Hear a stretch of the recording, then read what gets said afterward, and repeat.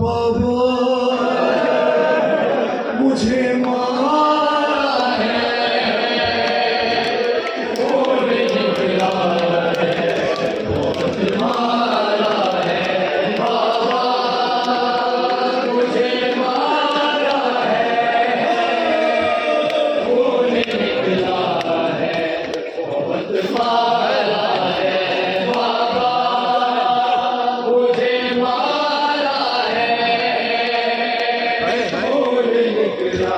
अज़ादारों, किसी ने पूछा कि रुखसार का जब भी जिक्र होता है तो मासूमा का नाम बेसाख्ता ज़बान पर आता है, पर मैं अज़ादारों से पूछता हूँ, सिर्फ तमाचों से खून नहीं निकलता। किसी ने पूछा मासूमा चेहरे से खून क्यों आ रहा है? मेरी शहजादी ने नन्हे नन्हे हाथ जोड़कर कहा कि शिविर का हाथ बड़ा था, मेरा रुखसार छोटा था।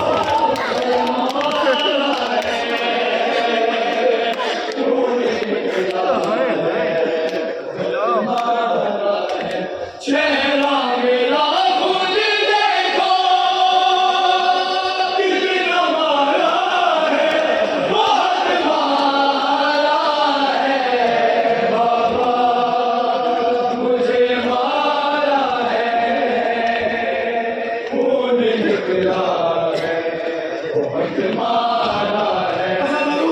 इतना मारा मासूमा को कि मासूमा सब में बेहोश हो जाती है।